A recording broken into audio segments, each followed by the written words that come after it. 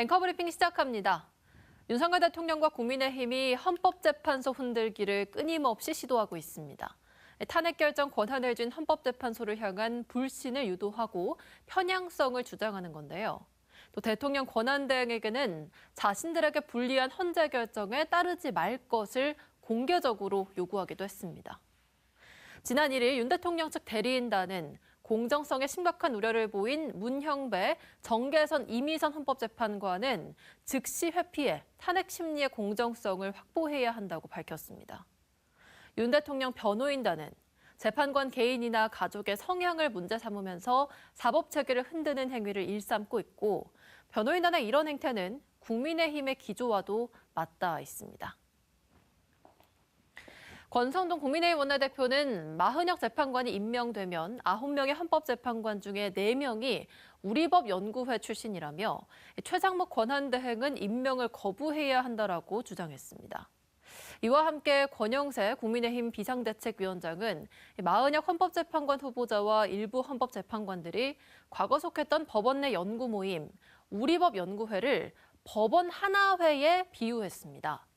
과거 전두환 씨가 12.12 군사반란을 주도한 군대 내 사조직을 현재 해체된 법원 내 연구 모임에 비유한 것입니다.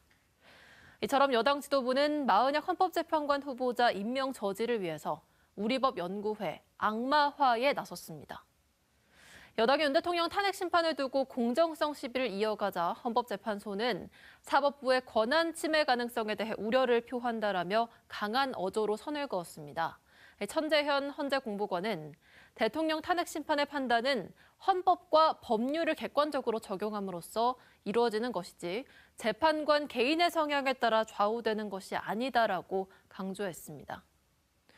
이처럼 사법부 불신을 조장하는 배경에는 헌법재판소가 윤석열 대통령 탄핵을 인용한 경우 불복하려는 의도가 깔려 있다는 지적이 나오고 있습니다.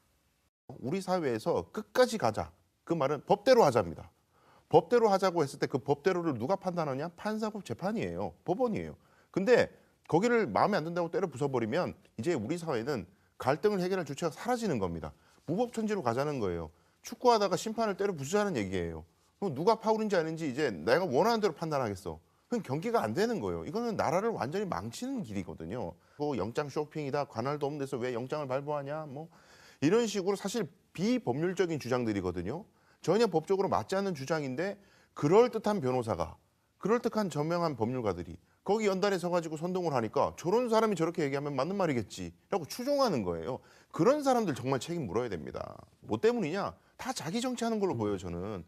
본인들이 다 정치의 꿈을 꾸고 있고 정치를 하지 않더라도 변호사로서의 사회적 영향력을 키우기 위해서 한낱 밖에서 지금 목소리 내고 있는 극우 지지자들의 환호와 박수가 나한테 조금 오지 않을까라는 기대 속에서 사법부를 망가뜨리면서까지 자기 이익을 위한 행동을 한다. 저는 그렇게 평가해요. 이 윤석열 대통령 측이라고 앞에 섰던 이 석동현 변호사가 지난 총선에서는 국민의힘이 아니라 자유통일당의 비례대표 후보로 나왔어요. 근데 당선이 못 됐습니다. 이걸 국민의힘의 당원들이 아셔야 됩니다. 그러니까 본인이 소위 말하면 그 아스팔트 우파들 사이에서 조금 더 지지를 얻어보겠다고 지금 윤석열 대통령 탄핵 심판 와중에 변호인을 자처했지만 본인이 또 재판정에는 나오지 않아요. 그리고 또 한 명의 그 윤곽금 변호사, 여기도 검사 출신이고 윤석열 대통령과 이 관계를 끊임없이 이야기를 하면서 본인이 이 국회의원 선거에 여러 번 낙방했습니다. 아, 이때가 나의 정치적 기회다라고 하는 것이 고스란히 드러나 있다고 보시면 좋겠습니다.